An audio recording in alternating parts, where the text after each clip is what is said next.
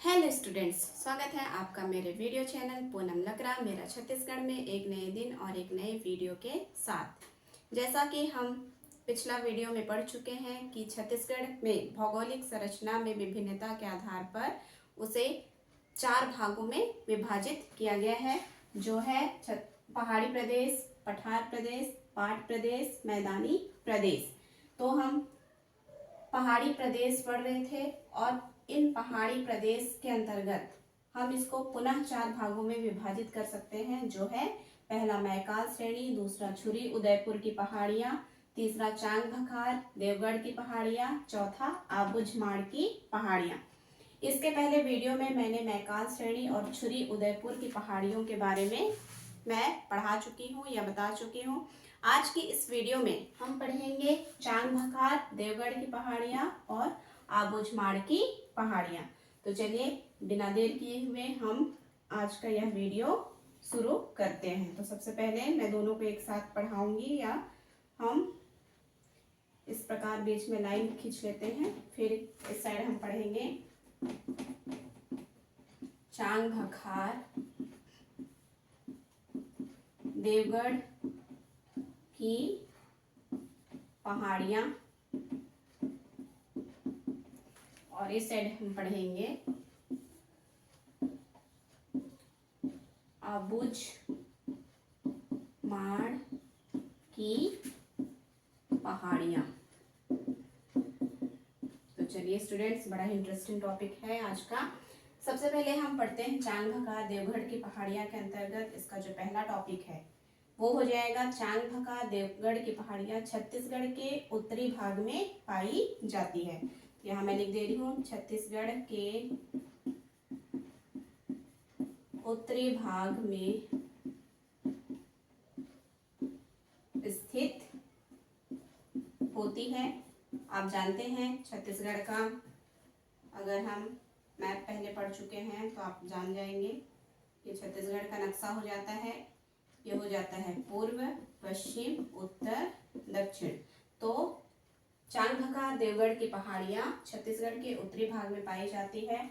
और आप जानते हैं छत्तीसगढ़ के उत्तर में सरगुजा संभाग के अंतर्गत आने वाले सूरजपुर, बलरामपुर, ये सारी कोरिया, ये सारी जेलें आती है। ठीक है, तो ध्यान दीजिएगा, छत्तीसगढ़ के उत्तरी भाग में देवगढ़ और चांग भखार की पहाड़ियां पाई जाती है या स्थित है। दूसरा अगर हम देखेंगे तो इन पहाड़ियों की ऊंचाई 600 से 1000 मीटर तक की होती है।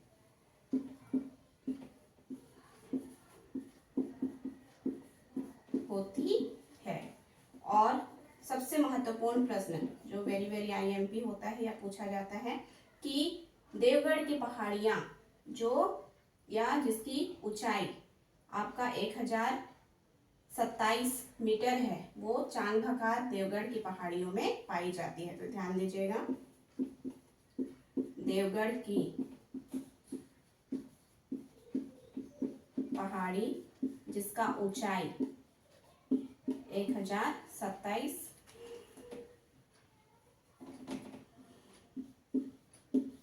मीटर है,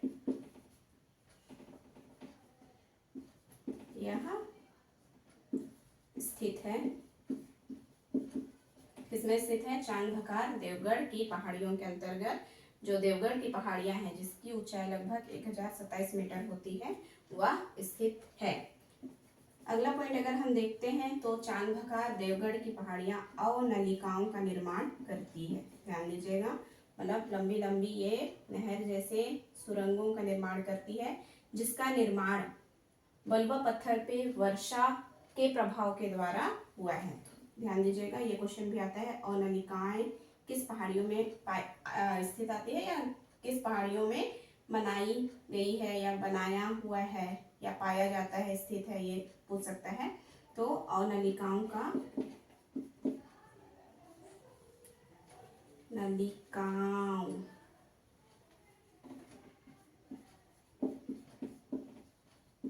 का निर्माण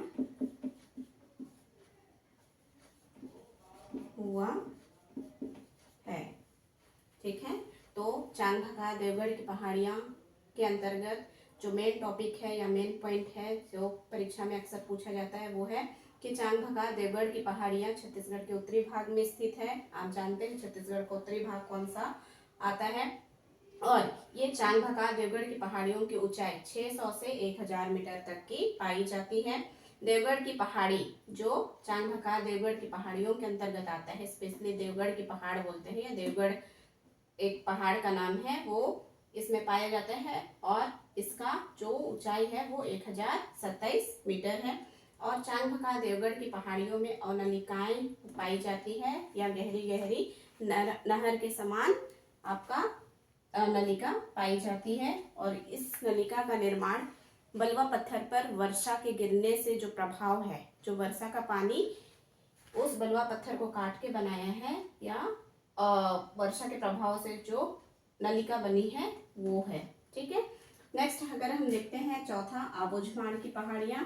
तो आबूझमाड़ नाम से ही जान रहे हैं, आबूझमाड़ आपका बस्तर एरिया में पाया जाता है। ठीक है।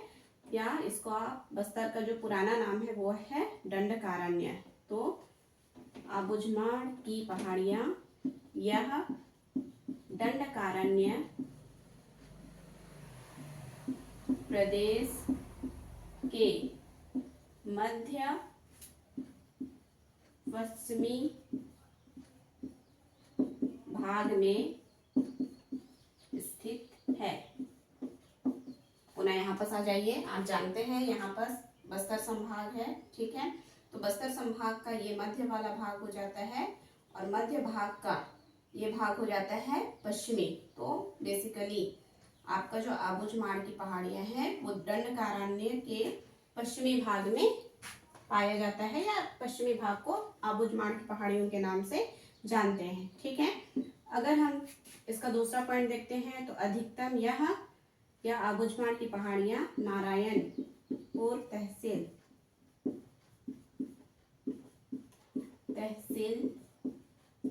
की दक्षिणी पश्चिमी सीमा में स्थित है। ठीक है। ध्यान दीजिएगा स्टूडेंट्स। नारायणपुर आप जानते हैं, यहाँ पर आपका ये सुकमा हो जाता है, बीजापुर हो जाता है, फिर ऊपर नारायणपुर और कांकेर के नीचे नारायणपुर पाया जाता है। तो ये नारायणपुर जो जिला है उसके दक्षिणी पश्चिमी सीमा में स्थित है, या दक्षिणी पश्चिमी भाग में स्थित है। इसके अगले पॉइंट में अगर हम देखते हैं, ठीक है, तो जो सोनपुर की घाटी होती है वह ये आबूझमाड़ की जो पहाड़ियां हैं उसके उत्तर भाग को अन्य भाग से अलग करती है। तो आबूझमाड़ की पहाड़ियों को भी हम पूर्व पश्चिम उत्तर दक्षिण में बांट सकते हैं। तो जो उत्तर का भाग रहता है उसको आबूझमाड़ के अन्य भाग से सोनपुर की घाटी अलग करती है। ध्यान दीजिएगा।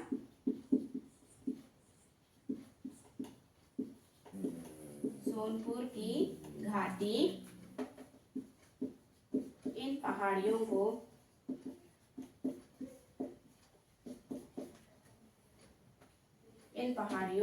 की उत्तरी भाग को अन्य भाग से अलग करती है। ठीक है। और इसका नेक्स्ट पॉइंट आ जाता है इंद्रावती की घाटी। आप जानते हैं दंडकारण्य में इंद्रावती नदी बहती है, तो इसके द्वारा जो निर्मित घाट है इंद्रावती की घाट सीमा बनाती है, या इसको आप यहाँ लिख सकते हैं दक्षिणी सीमा बनाती है। आप जानते हैं स्टूडेंट्स कि छत्तीसगढ़ के दक्षिण में आंध्र प्रदेश और तेलंगाना स्थित है। तो ये जो छत्तीसगढ़ का सीमा है, दक्षिणी सीमा है, इसका निर्धारण इंद्रावती घाटी के द्वारा होता है। तो ये कुछ इंपॉर्टेंट है आबूझमाड़ की पहाड़ियों के अंतर्गत कि यह दंडकारण्य प्रदेश के मध्य पश्चिमी भाग में स्थित है, नारायणपुर तहसील की दक्षिणी पश्चिमी सीमा में स्थित है। स्पेशली ध्यान दीजिएगा नारायणपुर जिला। ठीक है। सोनपुर की घाटी इन पहाड़ियों के अन्य भाग से उत्तरी भाग को अलग करती है, और इंद्रावती की घाट या इंद्रावती की घाटी यह छत्तीसगढ़ की दक्षिणी सीमा बनाती है। तो ये हम पढ़ चुके हैं पहाड़ी प्रदेश। ठीक है, पहाड़ी प्रदेश हम पढ़े हैं। पहाड़ी प्रदेश को फिर से 4 भागों में बांटे हैं और इन 4 भागों का जो चांगथाकार, देवगढ़ की पहाड़ियाँ और आबूझमाड़ की पहाड़ियाँ हैं उसको हम पढ़ चुके हैं या अभी मैं बता चुकी हूँ। इसके अगले वीडियो में हम पठार प्रदेश के बारे में पढ़ेंगे। और एक चीज़ ध्यान दीजिएगा, ये जो मैं प्रदेश उपयोग की हूँ या प्रदेश यहाँ पर लिखी हूँ, तो ये जो भौगोलिक संरचना के अंतर्गत हम प्रदेश को किन किन प्रदेशों में बांट सकते हैं इसके अंतर्गत है। अगर हम इसकी संरचनात्मक रूप से विभिन्नता देखेंगे तो उसका हम नेक्स्ट वीडियो में पढ़ेंगे। ये प्रदेश के आधार पर हम छत्तीसगढ़ को 4 भागों में बांटे हैं, पहाड़ी प्रदेश, पठार प्रदेश, पाट प्रदेश और मैदानी प्रदेश। तो मुझे उम्मीद है आपको यह वीडियो पसंद आई होगी। इसी प्रकार के वीडियो प्राप्त करने के लिए मेरे वीडियो के साथ बने रहिएगा। तो आज का यह वीडियो हम यहीं पर समाप्त करते हैं। धन्यवाद।